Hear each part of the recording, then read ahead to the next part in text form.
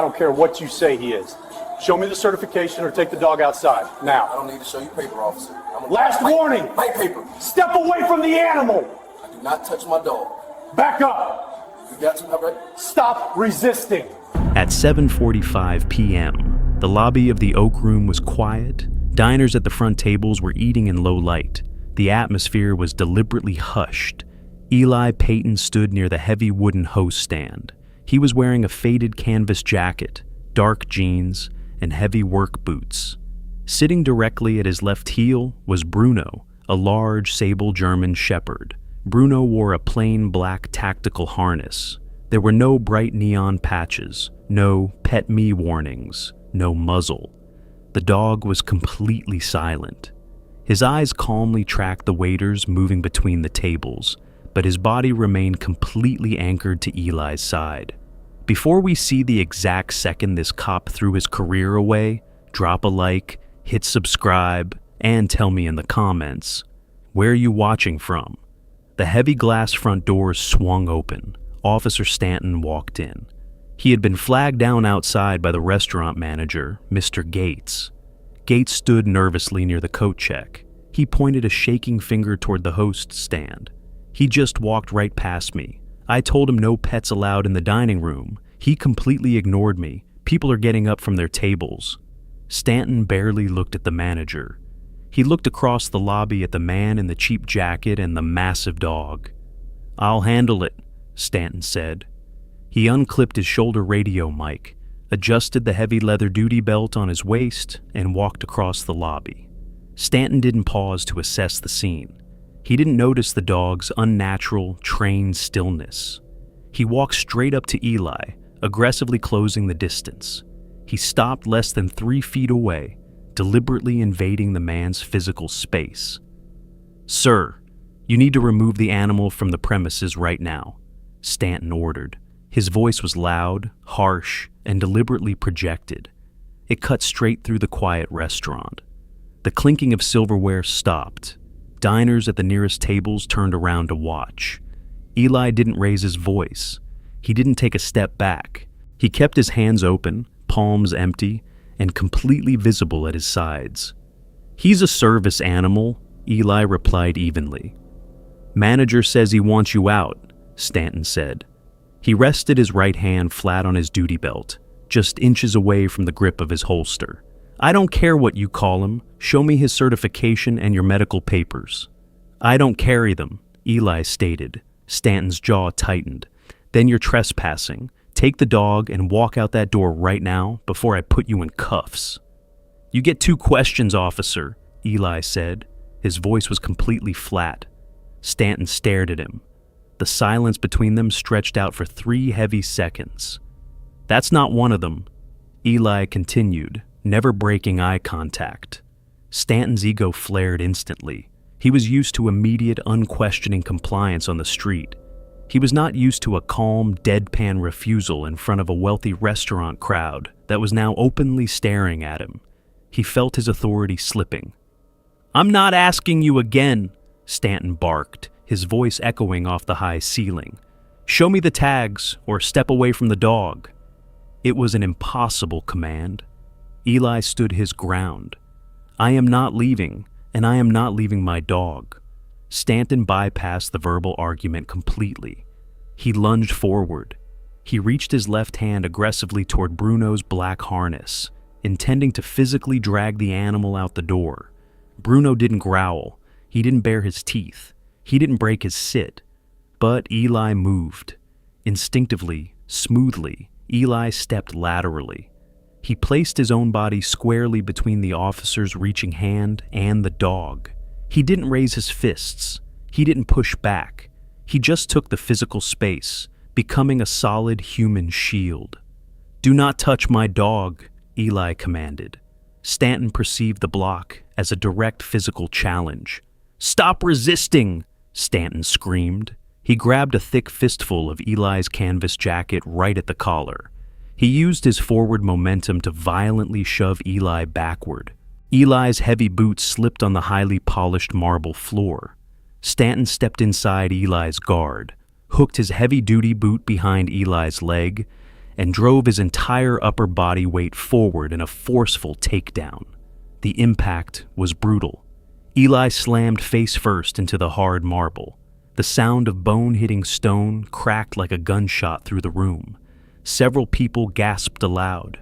A waiter dropped a tray. Chairs scraped loudly against the floor as diners scrambled to back away from the violence. Stanton immediately dropped his heavy knee directly onto the center of Eli's spine, pinning his chest flat to the cold stone. He grabbed Eli's left wrist, wrenching the arm painfully high up toward his shoulder blades. "Give me your hands!" Stanton yelled, his breathing ragged, his chest heaving with adrenaline. He pulled his cuffs. The heavy steel ratcheted shut around Eli's left wrist. He grabbed the right arm, yanked it across Eli's lower back, and locked the second cuff. Click, click, click. Through it all, Bruno did not bark. A normal dog would have attacked the man, assaulting its owner. But Bruno simply took one step forward and lay down flat on the cold marble. He pressed his warm snout directly against the side of Eli's face. He didn't move a single muscle. Eli lay pinned beneath the 200-pound patrolman. The marble was freezing against his skin.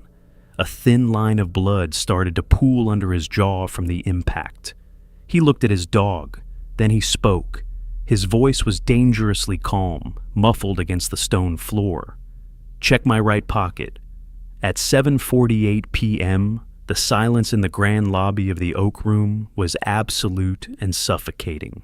Officer Stanton remained kneeling on the cold marble floor. His heavy-duty boot was braced against the polished stone, and his right knee was driven firmly into the center of Eli Payton's spine. Stanton's chest heaved. The adrenaline from the violent takedown was still spiking. His breath hissed loudly through his clenched teeth. Beneath him, Eli didn't struggle. He lay perfectly still under the crushing weight of the 200-pound patrolman. His hands were locked tightly behind his back in the heavy steel cuffs. The cold metal bit deeply into his wrist bones. A thin, dark line of blood trailed slowly from his scraped cheek, pooling on the pristine white marble. Just inches from Eli's face, Bruno lay completely motionless. He didn't whimper. He didn't bare his teeth. He didn't move. Not a sound. He just kept his warm snout pressed firmly against Eli's jawline. The diners had stopped retreating. They were now standing in a wide, loose circle around the host stand. The soft jazz music playing over the restaurant's hidden speakers felt entirely out of place. More than a dozen smartphones were already raised in the air. The camera lenses were pointed directly at the officer, pinning the bleeding man and his silent dog. Mr. Gates, the restaurant manager, stood frozen near the coat check, staring blankly at the blood on his floor. "Check my right pocket," Eli repeated. His voice was muffled against the stone, but it carried an unnatural, icy calm. Stanton ignored the tone. He was still riding the high of establishing physical dominance. "I'll check whatever I want to check," Stanton muttered. Stanton kept his left hand gripping the steel chain between Eli's cuffs, pulling upward just enough to maintain painful leverage on the shoulders. He used his free right hand to rough search Eli's right side. He felt the square, thick outline in the front pocket of the heavy canvas jacket. Stanton shoved his hand into the pocket and pulled out a thick black leather bifold wallet. "Let's see exactly who we have here," Stanton said. He shifted his weight slightly, sitting back on his heel while keeping his knee planted directly on Eli's spine. Stanton brought the wallet up to chest level. The leather was worn and heavy. He flipped it open with his right thumb. He didn't see a standard state driver's license in the clear front window. Instead, the plastic sleeve held a solid green military identification card. Stanton's eyes tracked the bold red status line printed directly below the photograph. Service-connected disability. Stanton paused. The initial rush of aggressive energy began to curdle in his stomach. He had just brutally tackled and handcuffed a disabled military veteran. The phones in the crowd were still recording every single second. It was a terrible visual, but Stanton's mind automatically pivoted to self-preservation. He could still spin it. He could write it up as a failure to comply. He just needed the civilian ID to write the report and justify the takedown. Stanton hooked his thumb under the center leather divider and flipped the heavy flap over. The wallet felt unusually heavy on that side. Stanton didn't find a driver's license. He found a piece of solid die-cast metal securely pinned to the thick leather backing. The soft, ambient light of the restaurant chandeliers caught the polished gold surface. In the center of the heavy metal shield was an eagle. Surrounding the eagle, filled with pristine, dark blue enamel, were 3 words that hit Stanton like a physical blow to the chest. Department of Justice. Directly below the federal seal, engraved deeply into a solid gold banner, were 2 more words: Senior Prosecutor. Officer Stanton stopped breathing, his vocal cords paralyzed. The heavy gold shield felt like burning coals in his hand. The blue enamel letters blurred. He looked up at the crowd. He saw the glowing screens, the flashing red recording dots. He looked back down at the heavy gold shield in his hand. Not this one. You don't spin this one? Stanton slowly lowered the wallet. The restaurant around him suddenly felt entirely silent. The hum of the jazz music faded into a high-pitched ringing in his ears. His right hand, still gripping the leather, began to shake violently. A cold sweat broke across the back of his neck. He looked down. Eli Payton was still pinned to the floor. He slowly turned his head. The right side of his face was a mess of torn skin and blood. His eyes locked directly onto Stanton's. Stanton just stared, completely frozen. "You didn't ask a question," Eli said. His voice was quiet, clinical, and completely devoid of emotion. "You just reached." Stanton opened his mouth, but no sound came out. His throat was completely dry. "Get your knee off my back," Eli ordered. Stanton immediately complied. He scrambled backward, almost losing his balance on the slick marble floor. He stood up, his hands trembling at his sides. "Don't touch the cuffs," Eli continued, staying flat on the floor. "Don't touch the dog. Unclip your radio." Stanton stared at him, trapped in the dead silence of the room. "Call your watch commander to this location," Eli said, the blood dripping from his chin onto the stone. "Right now." At 7:51 p.m., Officer Stanton stood completely paralyzed in the center of the restaurant lobby. The heavy gold shield in his hand felt like a lead weight. "Make the call, officer," Eli repeated from the floor. His voice was muffled against the marble, but the command was absolute. Stanton's left hand trembled as he reached up to his shoulder. He fumbled with the radio mic, pressing the transmit button. His chest was tight. He couldn't draw a full breath. "Dispatch Unit 4, Stanton said, his voice cracked. "Requesting a patrol supervisor to my location, the Oak Room. Copy 4, supervisor en route." 3 minutes passed, then 4. The silence in the lobby was heavy. Stanton didn't move. He didn't put the wallet back into Eli's pocket. He didn't turn around to tell the crowd of civilians to step back. He didn't say a single word. He just stood frozen, staring blankly at the wooden hose stand. On the floor, Eli remained exactly where he had been violently shoved. He didn't shift his weight. He didn't ask to sit up. He didn't ask for a napkin to wipe his face. He let the heavy steel cuffs bite into his wrists. The blood on his cheek slowly dried against the cold stone. Bruno, the German shepherd, did not leave his side.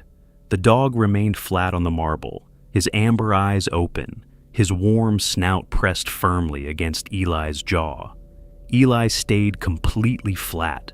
The cameras in the crowd did not lower. The red recording lights kept glowing. Nobody in the restaurant went back to their tables.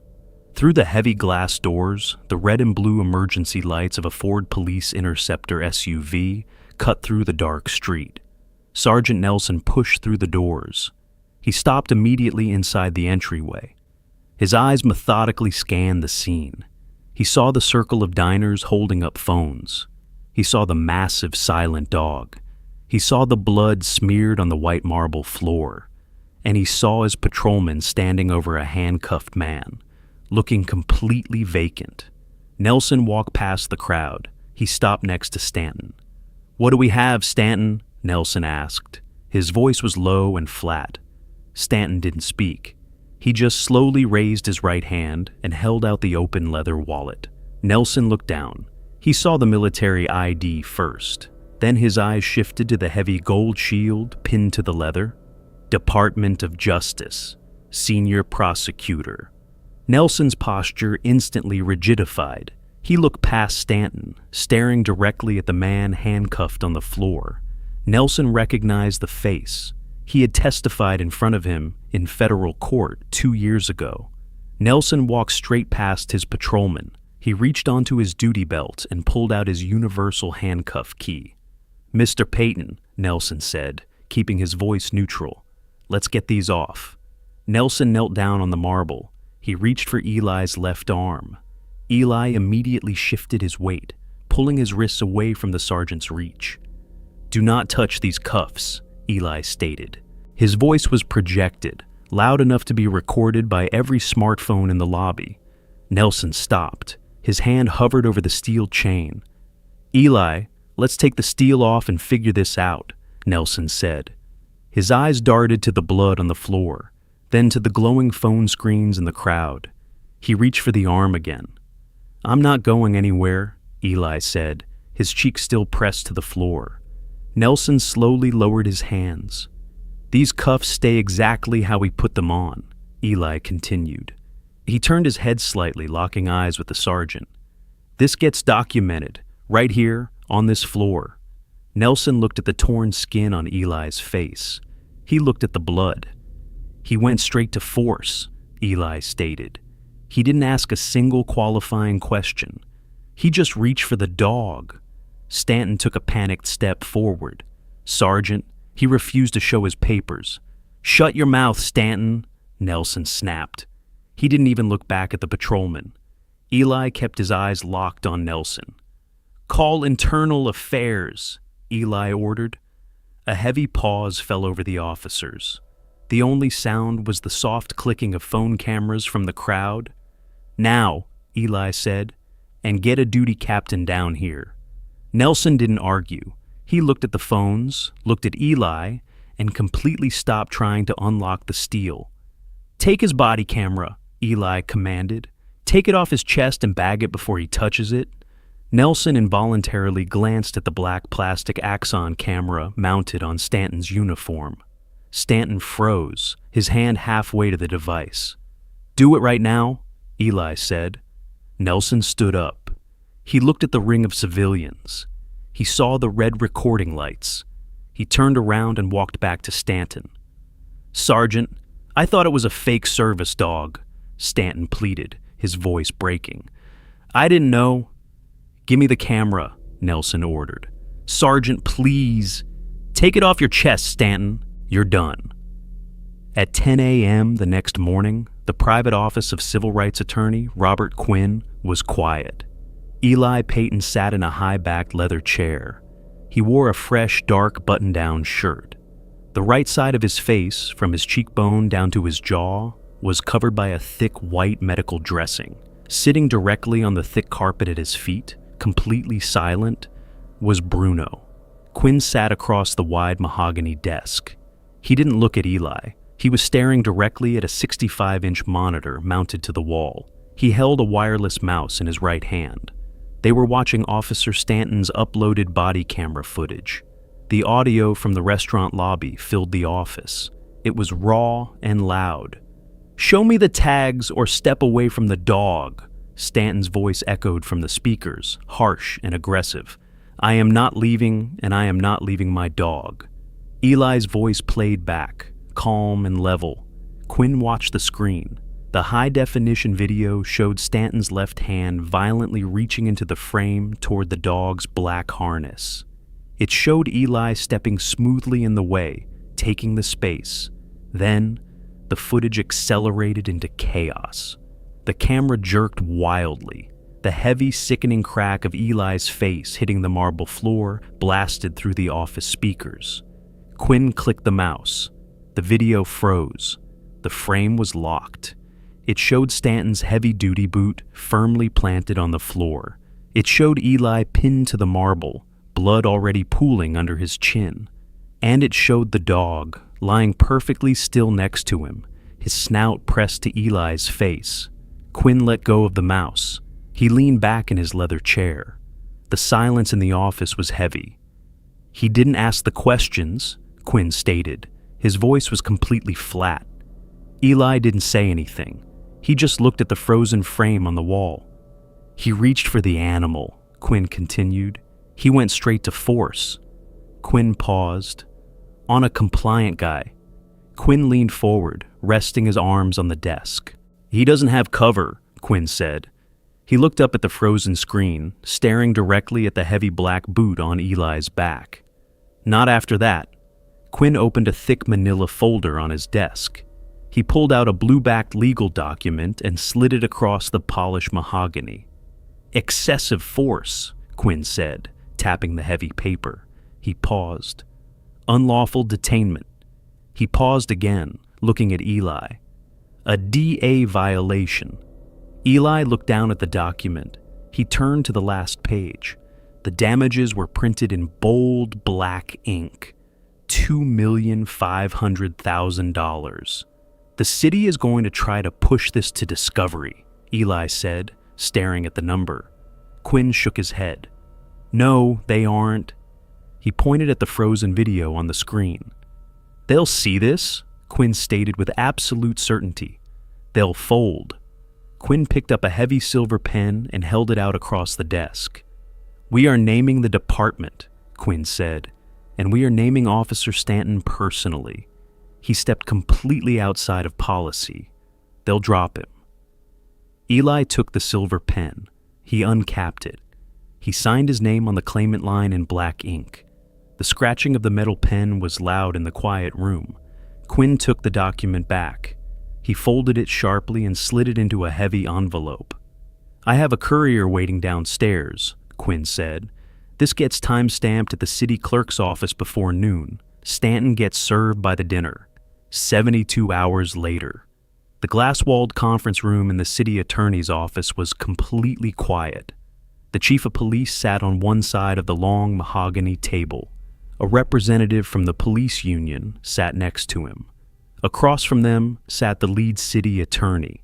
The 65-inch monitor on the wall had just finished playing the body cam footage for the third time. "The union is asking the city to provide standard legal counsel for Officer Stanton," the union rep said. It was a chaotic environment. He made a split-second error. The city attorney didn't look up from his files. He didn't blink. "There was no split-second error," the attorney replied. His voice was entirely flat. "There was no chaos until your patrolman manufactured it. He battered a senior DOJ prosecutor on high-definition video."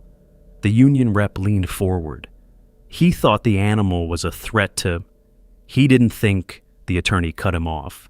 "He didn't ask the questions. He went straight to battery." The attorney picked up a heavy rubber stamp.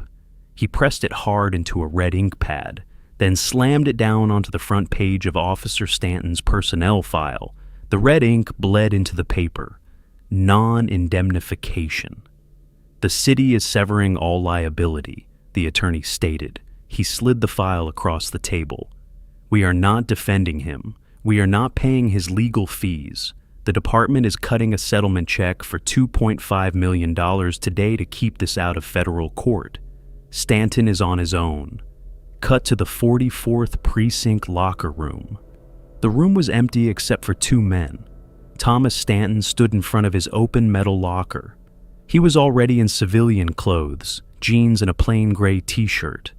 An empty cardboard box rested at his feet. Captain Owen stood blocking the exit to the hallway. He held a clipboard. He looked at Stanton with absolute freezing indifference. Stanton reached onto the top shelf. He pulled down his duty belt. He placed it gently into the cardboard box. "Weapon," Owens ordered. Stanton opened his plastic lockbox. He pulled out his department-issued 9mm Sig Sauer. He dropped the magazine into his palm, cleared the chamber, and placed the cold, heavy pistol onto the wooden bench.